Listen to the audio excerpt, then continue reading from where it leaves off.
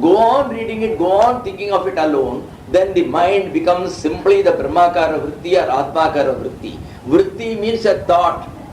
You first emptied the thoughts, now again another thought has come, and all thoughts are ajnana only. There is nothing to think because there is nothing called a mind. So you have imposed a mind and then the mind is working. It is the mind which is dangerous. So even though you are keeping it, one day the mind, you don't know, after having told of Lord Shiva, Shiva, Shiva for 200 years, one day it will think of his wife. It's 200 years, I think my wife should have died, I don't know whether she is there, the mind will again go back. There is no surety, there is no guarantee at all. So, these are very good in sustaining that Brahmakara Vritti. When once you have established the Brahmakara Vritti alone, you take it, you are almost 1 inch away from the Lord, 1 inch away from the Brahman, you are almost very near to him. And that is the stage of Anandamaya Kosha, where you go on thinking of the Brahman, you get a sort of a pleasure in it, otherwise you won't continue. But that is not the ultimate joy. There is a joy where the world has left you, where only God alone is there, where the Brahman alone is there. That is a pleasure, but this is not the ultimate. That is called the Anandamaya Kosha. Transcend this, isko bhi chhodkar aage jaane ka, you have to leave this and go ahead further. That will be the third stage. So this is the second stage of dhyana. I am talking only from Vedanta point of view. I am not talking from the other points of view. So Vedanta deals with 3 types of dhyana. Then the last type of dhyana, that is called a nididhyasana. Nididhyasana means to permanently keep something at one place. Asa means to remain. Dhyasana, asana, that on which you remain, you sit, that is called asana. Asti, as means to remain, to be. So that is the thing. So, usi ko upar rakhar baithna, to keep it on our head and sit only with that. So that is called the nididhyasana, where the vritti already is you. At one time, as I said, go on thinking continuously, you become that. How do you become that? How do I see this book? This book is there, or this tape recorder is there. How do I see? I do not see it at all in that way. The eye saw there is something there. Now, the mind waves, the thought waves have gone, and it has made an avarana over it. It has taken the form of a tape recorder. We don't know whether there is a real form of tape recorder, I do not know. Whether tape recorder exists also, I do not know. It is my mind waves which has created a bimba, an image there. And not only from memory it has said, previously also I have created this image, you have seen it 100 times, so I know this is a tape recorder.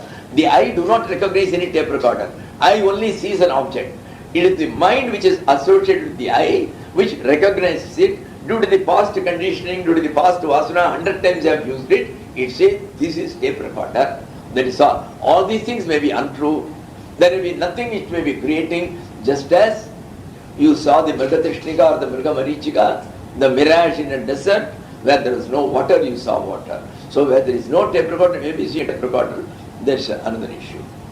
That's later on. So in this third type, what happens is, this vritti, all thoughts are still in ajnana, still in ignorance. You are only thinking of the Brahman, you have not become the Brahman. But going on thinking of it, you become that ultimately. How do you become that? It goes, and then something is hiding the real Brahman who is everywhere. So there is a small sheath over him, there is a small membrane which covers. So it goes and does the avarana bhanga. It just goes and explodes away the mask which is hiding the Brahman. And while exploding, just like the planes which went and dashed against the tower in America in 2001, and the plane and the plane's pilot, everybody died in that. But that tower also fell down. So the same thing happens. The avarana dies, the ajnana dies, which is in the form of the vritti, that also dies. What remains is only that alone remains, and nothing else. So that is what happens. The vritti is taking place in me.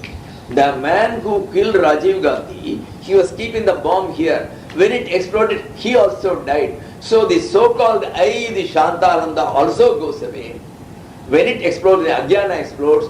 This body was also part of the Ajnana. So this body has also exploded. What remained was that Brahman alone, because that cannot be bombed, that cannot be killed, that cannot be pierced, that alone remained finally.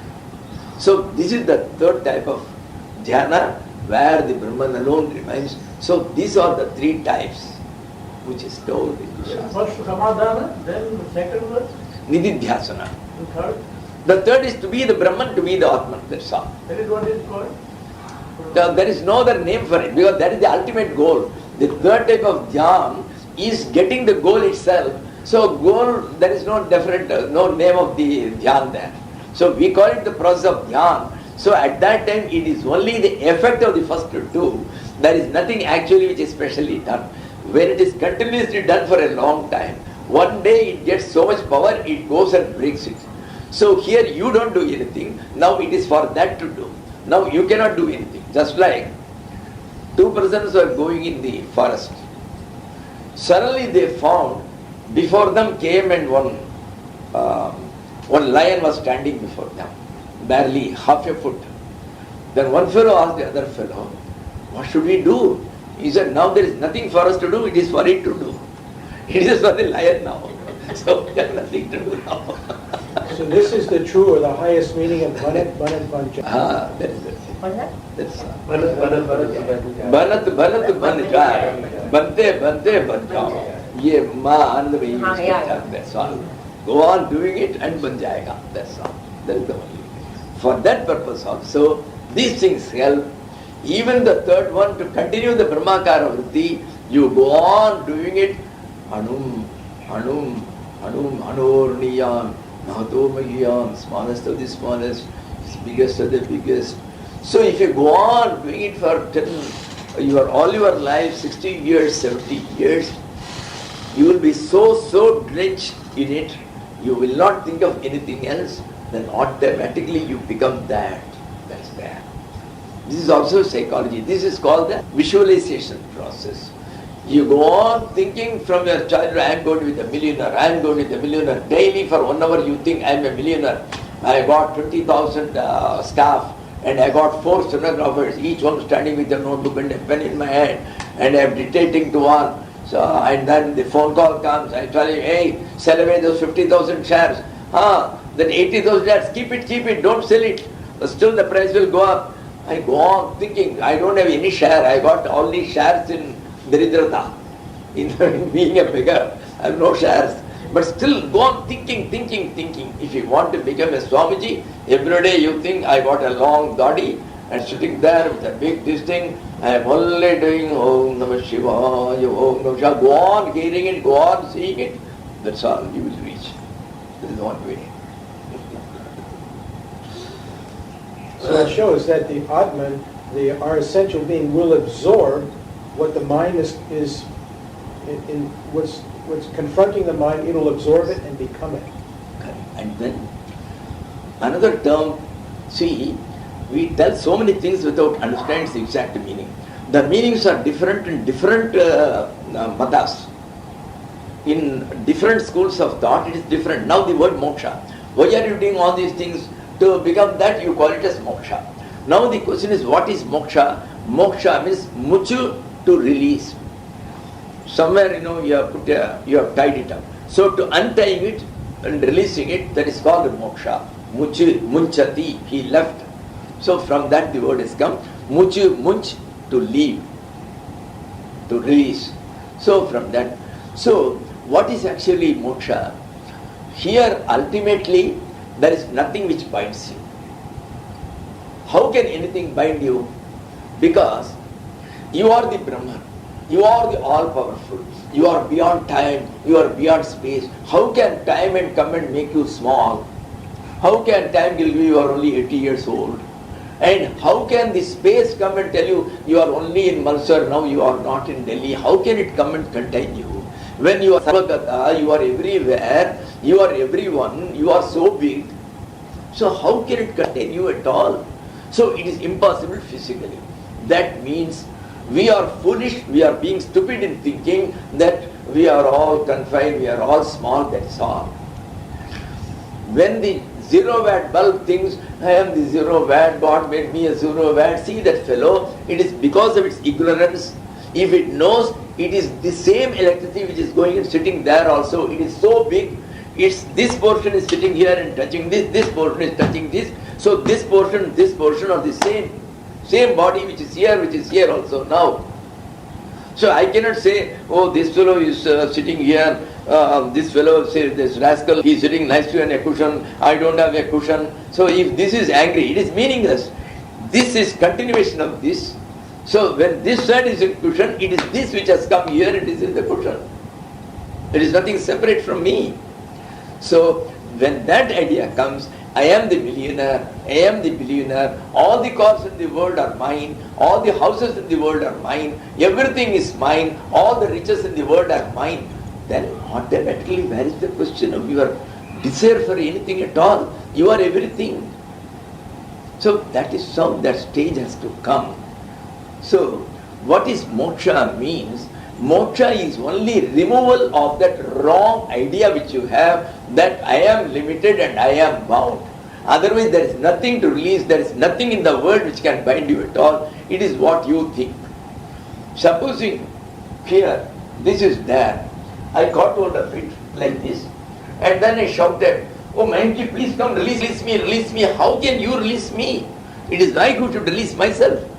If मैं छोड़ दूं मेरा हाथ को तब तो release हो गया, वो जाकर थोड़ी मुझे पकड़ेगा. देखिए, माया इज नॉट समथिंग चेतन नहीं है, जड़ वस्तु. सो दिस इज जड़ वस्तु. सो if I say this is catching hold, will anybody believe me? The man who goes and catches, he should be a chaitanya. This is jada, I am a chaitanya. So if I say this is catching me, it is stupid.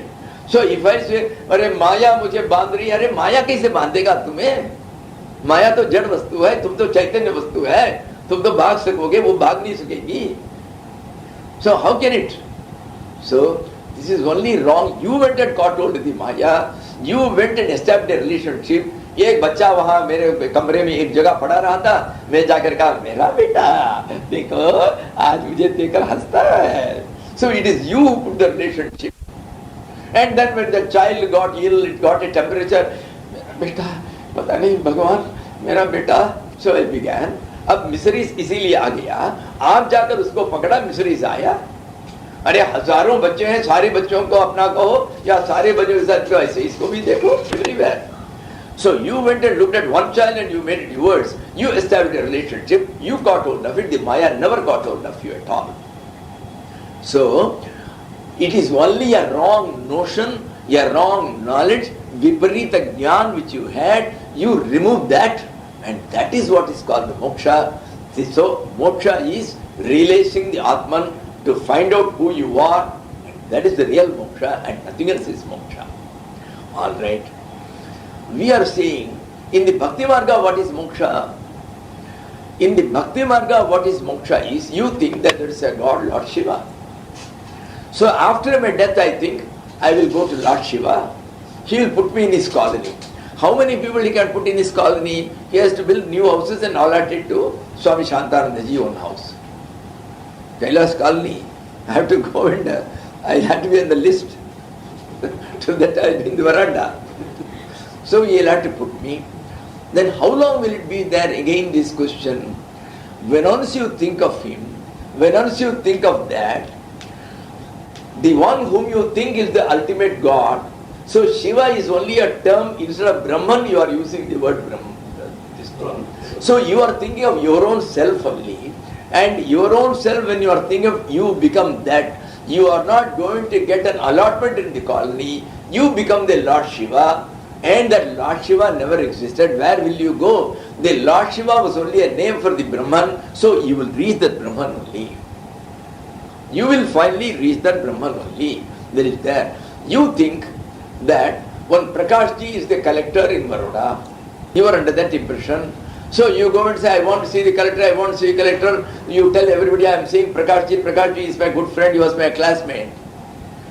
And finally you saw the collector, but it was not Prakash. You wanted to see the collector for your problem. You saw the collector, your problem was solved. But Prakash disappeared.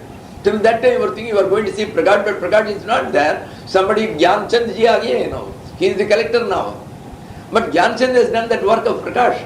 So this Shiva has done the work of the Brahman. So he does it ultimately. So ultimately he gives you the Gyan. That is why in all these stotras, we always tell, even though we pray to that, we say, give me Gyan. What is the Gyan you want? Annapurne Sadapurne Vishandehi cha Parvati Jnana Vairagya Satyata. मुझे ज्ञान क्यों, वैराग्य क्यों, if I have only got to get you? So ultimately we want the Jnana. We want who is that Shiva. So when you go and find out that Shiva disappears, ultimately Brahman alone remains. So ultimately you reach him, whether you call him Brahma, whether you call him Shiva, whether you call him Guru, ultimately you reach him. That's all. Because he is the only one. In all the forms he is going to be. The only idea is take your mind away from the world. 3/4 of the battle is won. The other 1/4 of the battle is when it has become empty of all the worldly thoughts, fill it up with the Brahman, with Shiva, with Krishna. Go on telling Krishna, Krishna, Krishna, or go on telling these Upanishad Vyakyas, Anorniyan, Mahatomiyan, then finally you will reach that Brahman. So that's the way. So this is moksha. Moksha means realizing who you are and realizing finally I am the Atman. Then are there 1,000 Atmans? Then final the realization will be there is only one Atman. He is called Paramatman. He is the supreme transcendental Atman, and I am only part of him. I am that. It is just like initially you think this is a light, this is a bulb. You do not know inside the bulb there is a separate thing called electricity. The bulb is different, electricity is different. The bulb, it was manufactured 2 years back. Electricity, it was never manufactured at all. It has always been there. Even when you say it is manufactured, it is already inside the water. So from the hydraulic it has come. So electricity is not produced at any time. What is already there, it is getting manifested. So it is already there. While a bulb, you get it manufactured specially. So it is 2 years old. This bulb is red in color. Light का कोई color होता है, electricity का कोई color होता है. Nobody has seen, but there's no color. If there is a color, you would have seen. It is black, it is white. Everybody can see it. No problem. No problem.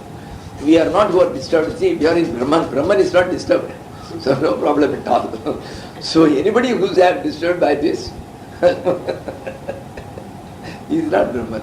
No problems at all. You know, in many satsangs they have put a rule. Don't bring plastic, because they bring all these things in a big plastic. When they all open it and take it, it makes a good sound. They say, don't bring plastics, don't bring cell phones. If so, it is not a class on Brahman, it is a class on the world. Nothing should affect you. There is no question. That is there. So, that is how that is. Now we are in the, that is the book. So, what is the moksha? According to Vedanta, what is Brahman? So, all these things we should know. There is a confusion in English people. There is the people, the English knowing people. They write Brahma for both creator as well as the Brahman. There are two separate words. Brahma, Brahman. Brahma, Brahmanau, Brahmana, it is a masculine gender, it is a pullinga, because Brahma we are considered as him as a man who is sitting with his 4 heads. He is Chaturmukha. While Brahman is the ultimate energy, the supreme energy or the supreme being who has no form. So you cannot say whether he is a man, whether he is a woman. Because an email can be sent both by a lady, a she, or by a man, a he. They could neither say he-mail nor she-mail, they made it as email. Like that, when Brahma cannot be a man, cannot be a woman, they put it in neutral gender. So it is called Brahman. Brahma, Brahmani, Brahmani. This entire Shabda is different. This is Brahman. He is neutral gender. You put it in neutral because it is neither first gear nor second gear. It is neutral gear. It never moves. There is a neutral gear. That is why we call him Brahman. Now, Anorniyan ahameva tadvati mahanaham vishwamaham vichitram. Somebody has amended Vishwamidam, and it's wrong. Because it is Vishwamaham in the Gujarati is putting. When he tells, I am great, I am this, I am the world, I am Puratana, everything is Aham. The question of Idam, it doesn't have any Anvaya with any other word. So the original is correct. See, I am the one who is subtler than the subtlest. Anu is atom. How small is an atom? And I am small lower than the atom. See, this was the day when only atom was known. Now it has come to electrons and protons, so the Brahman is smaller than that. Because if something is to be contained inside, it has to be smaller. If this has to be put inside the bag, that means this is smaller than the bag. Then only it can go inside it. So, he is smaller than small because he is everywhere. All the things are his dreams. So in the dream, whatever comes is made of you only. In your dream, if 20 people come, who are those 20 people? They were created out of your consciousness. You created them all. So similarly, the smallest atom has been created by him. So he has sat inside it. He is the one who is there. It is his dream figure. So he is smaller than the smallest subparticle which you can imagine. Tadvati, in the same way, Aham Mahan, I am very big. Yes, you may be big. He wants to say how big you are. Even this entire universe, he doesn't say world. World is smaller. Universe means it includes the entire Akasha, the galaxies containing the solar system and all this. The entire thing is called the universe. And we have said that people have said there are so many such galaxies. So the universes are so many. There are many Brahmandas. So I am all the Brahmandas also. I am the Brahmanda also. I am the universe. And how the universe is? The universe is in various forms. There is nothing called the universe. There is nothing called an ocean. All the waves together, the bundle of waves, the entire summation of waves, that is called the ocean. There is nothing called a sari or a dhoti. It is made up of so many small strings. Thousands of strings together you call it. There is nothing called the dhoti. The entire thing is only string.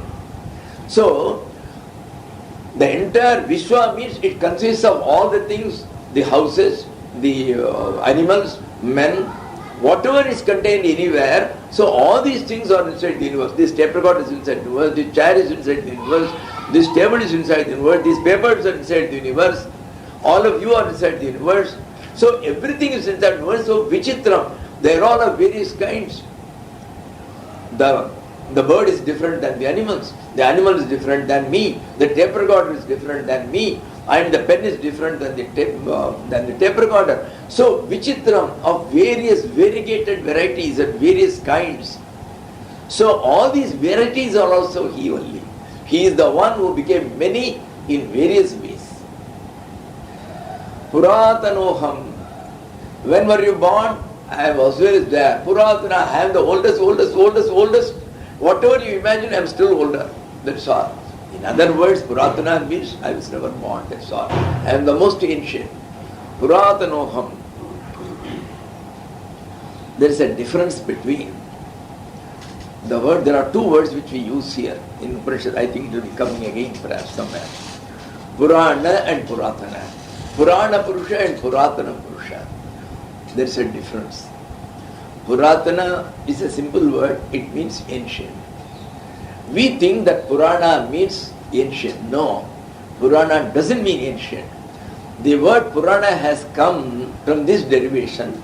Pura Nava Iti Navam Iti Puranam. Nava means new, fresh. In Gujarati also we call it Nava, na? For new ones. So Pura means that which is long back, which is ancient. But it looks every time fresh, every time new. That is called the Purana. That means every time it looks as if it is born today means it never had any change. It is changeless. In that sense the word Purana is used. Purana means even though it is old, it is absolutely changeless. It looks as if it is born just now newly. Pura Navamiti Purana. So Puratanoham. Puratanaha Purushoham. I am the oldest being. There are so many beings here, but I am the most ancient, most ancient. I am ancient than the ancient. Isha. What do you mean by Isha? Isha to control. To keep everybody under your control, that is called Isha, Ishvara. Both are coming from the same word, Ish, to control. I control all these things. It is not that you created and each one is independent. The tape recorder can do anything it likes. I can do anything I want. The animal can do anything, not at all. All these things are governed by my laws. So I am the Ishvara for everything. Ishvara sarva bhutanam hrideshe arjuna tishtati. Brahmayan sarva bhutani yadra rudhani mayaya. So we think we have got independence, we think we have got will, we can do anything you want. We cannot do anything. We cannot even lift your little finger unless he wills it. That is there. And several times we have seen, with all our efforts, with all our money, you are not able to achieve what you wanted. Suddenly something somewhere happened, the entire thing went right. I know of a case, some 10 years back or so, or 14 years back, there was suspected plague in India. A fellow was very bright, and he went and saw everybody, and he wrote to somebody in America who was top in the Harvard University. He was selected for Harvard with full scholarship. He was an engineer. Everything was planned. He was about to start 2 days later. A telegram came. Because of the plague, we are not allowing any Indians to come here. All things are postponed. And he never got it in 15 years. What happened? Your ability, your money, everything was there. And you almost got it. The order came. And still, there is many a slip. But in the Kappadalli, there is there. It's all His will. We do not know how things happen. Purushoham Isho, Hiranmayoham. Hiranmaya here means Hiranyagarbha. And Hiranyagarbha in Vedanta is equated to Brahma. But in Vedanta, we call him as the totality of the mind, the cosmic mind. If you add the minds of all, it is the mind which creates the body. So it created your body, his body, his body. So, and still each one has got his own mind. But this mind is part of one whole cosmic mind. So that cosmic mind was the first creation by Prakriti. It created a Brahma, then the Brahma created us all. So in Vedanta, we don't believe in a four-headed Brahma and all that. So we call him the cosmic mind or the Hiranyagarbha. So Hiranyagarbha is called Hiranmaya here. Hiranmayoham. Why is he called Hiranmaya? He created the world.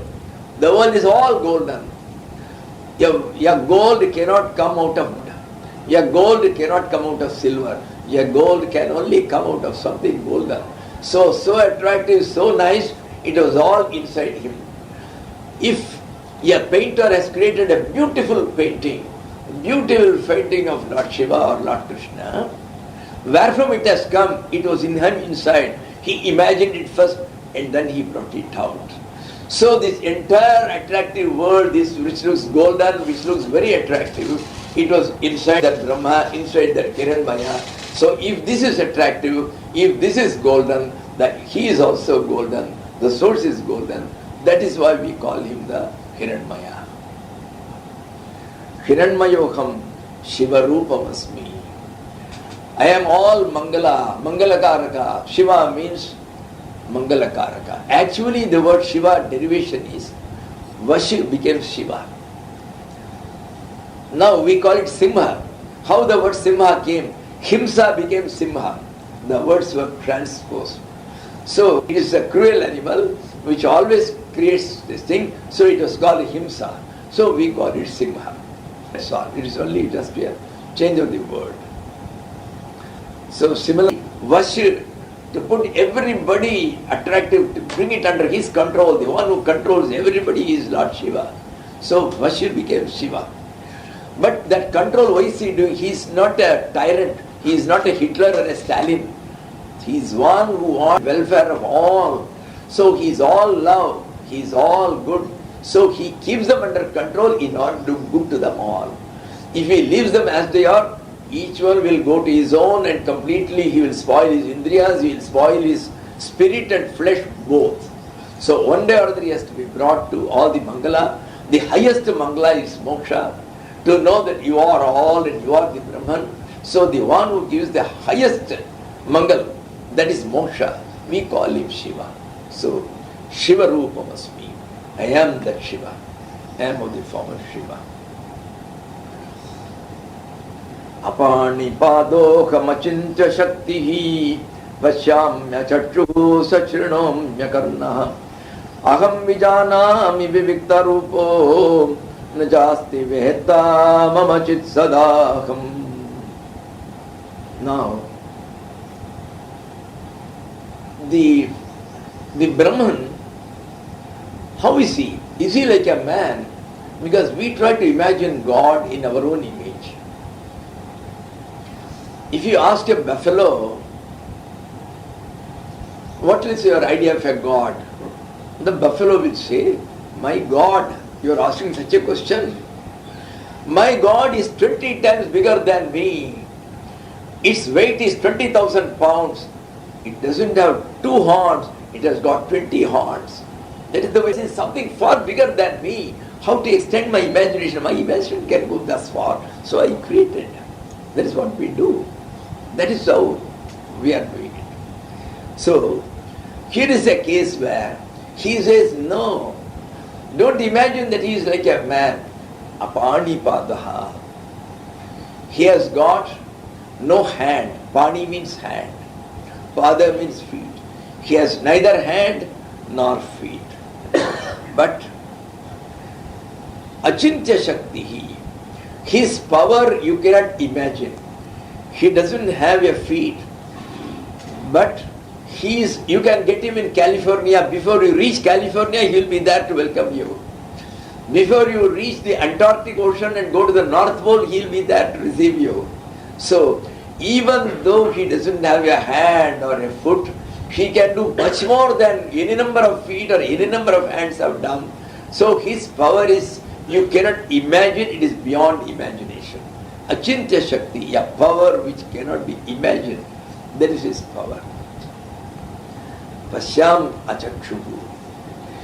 He comes to everybody's help. Sometimes we never call him, even then he comes and helps us. How does he know that in this entire universe, in a small village in Malsar, I am sitting in a small house, in a small room. And how God knows I am in danger and how does he come? That is his Achintya Shakti. He has no eyes, but he can see. And you and I, one eye, you can see only limited thing. With his eyes, he is seeing everybody, everywhere, the entire universe, and he is alert to do the best for everybody at all times. So the Brahman has no eyes, but what all it sees because the Brahman's eyes are you. We are all his eyes only. He sees with all our eyes. Who am I? Who is he? So all are Brahman only. So it is the Brahman who sees. So from that point of view also, you can say he sees without any eyes because all the eyes are his. Ramakrishna Paramahamsa was once asked, rather persuaded by his disciples, when he was in great misery due to that throat cancer. He couldn't eat. Poor man, very little of some kanji was given, some 2 spoons. Then everybody said, you are great. Your mother is prepared to help you. Why don't you ask your divine mother, your Kali, to help you to eat at least? She need not give anything else. Let her keep the cancer, but allow you to eat. Then he is like a child. When somebody said he used to believe, okay, today I will ask Mummy. So that night he called Kali, Ma, this Naren and all these people have asked me to ask you that I should be able to eat. Stupid fellow. Are you not eating with all those mouths? You want specially this mouth also to eat? I'm sorry. I will not ask. He told, you stupid fellows, you made me ask a stupid question. Mother told me, you are eating with all these mouths and why do you want with this one mouth again? So, he eats with all the mouths. He sees with all the eyes. Sashrinomya karnaha. He hears everybody's noise. Wherever anybody is telling something, he hears it first. So akarnaha, the one who has no ears, but sashrinoti, he hears everything everywhere. That is there. See, in the Vedas, on Lakshmi, there is a hymn, it is called Shri Sukta or Lakshmi Sukta. So, there a description comes of Bhagavati. Hastinada prabodhinim shriyam devi upasmake shrirma devi jushatam. Hastinada prabodhinim, the one who wakes up on hearing the cry of the elephant. Hastinada, हाथी का नाद सुनकर जो उठती है, उठ जाती है, जाग उठती है. Here, one great person has written a commentary. So all the people have written, oh, early morning, when Lakshmiji is sleeping, outside all the hathis are making sound. On the contrary, he has given a beautiful meaning. When the Gajendra, when he was caught by the crocodile, when he shouted, Lord, save me, the Lord of Lords, the source of all, he never called anybody by name. Then, the first one who heard this sound was the mother, because the mother is always alert for the child's problems. The husband will be sleeping, poor fellow, morning to evening at work, he will be sleeping tight. The mother's one eye is always open for the child when it sleeps by the side. So the least is some, she gets up and sees, she tucks the child, other things, oh, in the cold, it just come out. So she will do everything, again she will go to sleep. So it is the mother who woke up first. And she woke up, Lord, go, your bhakta is calling you. So Hastinada Prabodhini, this is the meaning he has given. So, that is it. Sashrinomya karnaha. The Lord hears all the cries of everybody. So akarnaha, but he doesn't have. The other meaning is, all our ears are his ears only. He hears everything which happens in the world through all these ears.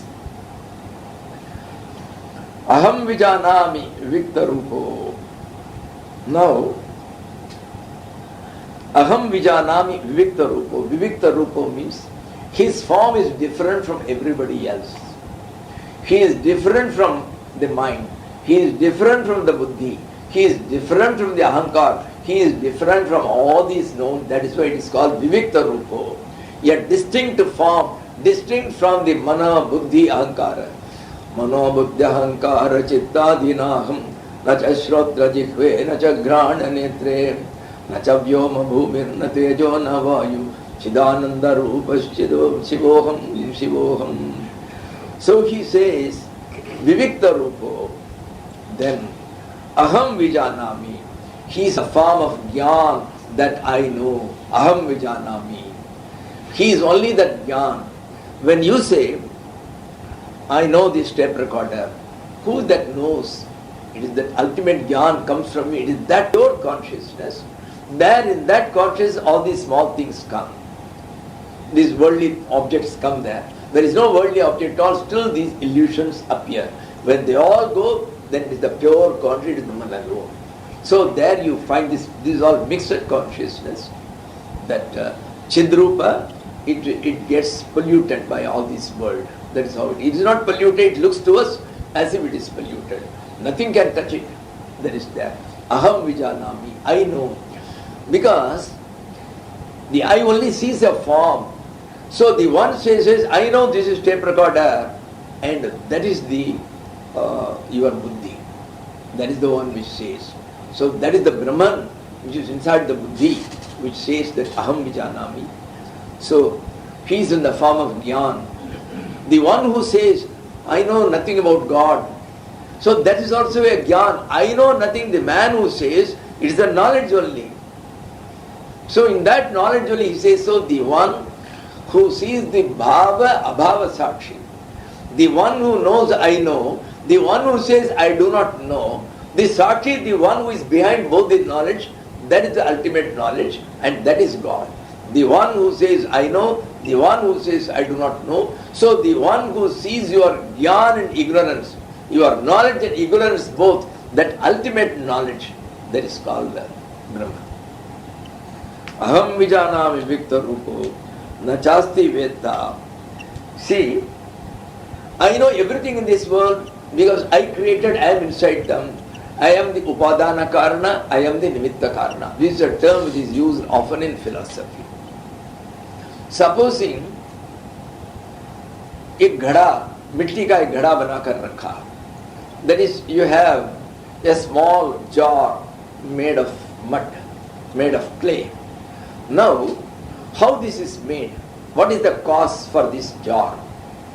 The first cause is, unless there is something by which you can make it, that is called the material cause, that is called the upadana karana, that which forms part of it. So, without the clay, you cannot make the jar. So, that clay is called the upadana karana or this material cause. Then, it cannot be made, एक कुंवर हो जो बैठा हुआ हो, यदि कोई इसको बनाने वाला नहीं हो, ये अपने आप नहीं बन जाती. See, the pot cannot make itself from the mud, it cannot make its own form unless there is one fellow sitting there, a potter, who can make it. So the potter is the nimitta and he is called the efficient cause. He is the efficient cause, but for his efficiency, the pot won't come. So he is called the efficient cause, that is called the nimitta karana. Then there are third karana. You cannot make it unless there is a potter's wheel. So in that wheel we keep it and that wheel is rotated and that's how it comes. And from time to time to make it proper, he has got a small danda or staff with which he will make it nice and he will put it inside, he will put it like this side, so it will be the proper shape. So for that he keeps it. So these two are instruments or sadhan.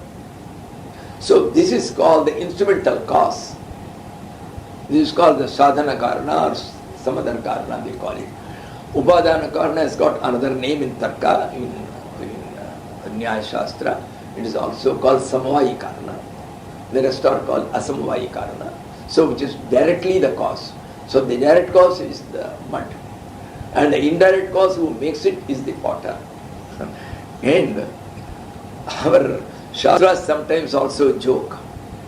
In the Shastras they say, if the potter is the cause, the potter would not be sitting there unless his father has created. His father also should be another cause. It is beautiful. Kulala pita, this comes in the Shastras sometimes. Because the Shastras are so grim, see, they don't interest you. So in between they put a joke like this. So they say, ये कुमार के पिताजी वो नहीं होता तो ये नहीं होता, वो भी तो एक कारण होगा. Then he said, then you can say, he will not be there unless his father is there. He will not unless his father is there. इसको अनवस्था कहते हैं. अनवस्था दोष माने ये जगह पर ये टिका करने ये जाता रहेगा infinitely. So इसको नहीं मानेंगे भैया यहीं से खत्म कर दो इसको.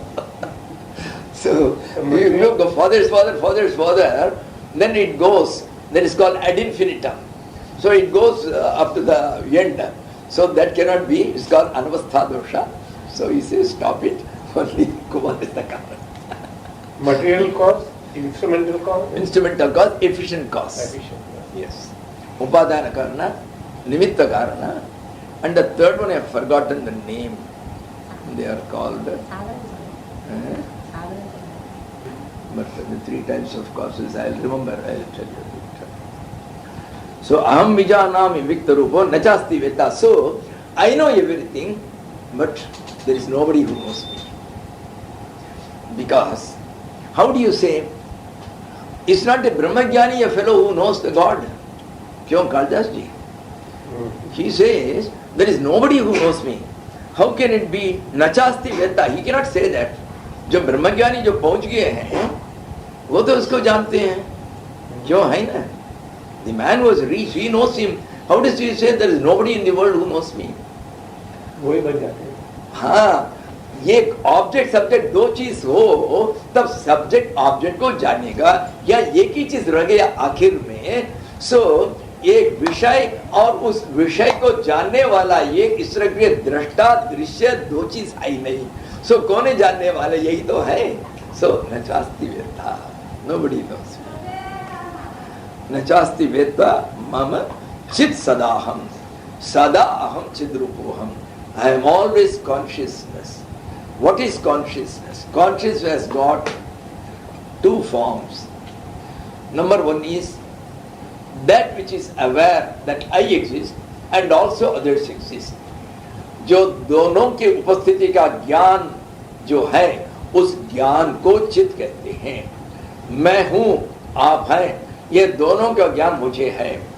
इस किताब को, इस चौपड़ी को ये ज्ञान नहीं कि मैं हूं छूं, ये नहीं जानता है. और ये भी नहीं जानता है कि he is there. So this is called the jada, that is called the chetana. And what is the another reason for the chetana and this thing? Chetana doesn't require somebody to motivate it to go and do things. या chetna can do things by itself. ये स्वतंत्र है, अपने आप काम कर सकते हैं. It is absolutely independent. It can do things by itself. ये jada cannot do by itself anything unless moved by somebody. This book, पुस्तक यहाँ से यहाँ नहीं जा सकता जब तक मैं उठाकर वहां रखूं. एक रथ है, रथ नहीं जा सकता जब तक कोई घोड़े उसको चलाए या कोई उसका सारथी वहां बैठाया हो, नहीं तो वो चल नहीं सकता है. A chariot cannot go unless there is a horse to take it, to draw it, or there is one driver. So this is, and in the case of a jada, it is so. In the case of a chetan, the one which is conscious, it can move by itself, so it has got all the independence to do. The other one is dependent; it cannot itself. And secondly, a chetan can see itself, a jada cannot see it. It doesn't know that it exists itself. Who can see itself? So, a chetana, say there is a sun. The sun need not be lighted by a torchlight. I need not take a torchlight to see the light. This light, it can itself shine. So similarly, a chetana is that which shines by itself, while a jada, if this is there in the darkness, it cannot shine by itself. I require a torch. So only through another thing it is prakashya. ये अपने आप प्रकाश्य नहीं होता है, दूसरे से प्रकाश्य होता है. It cannot shine by itself. Somebody else has to make it shine.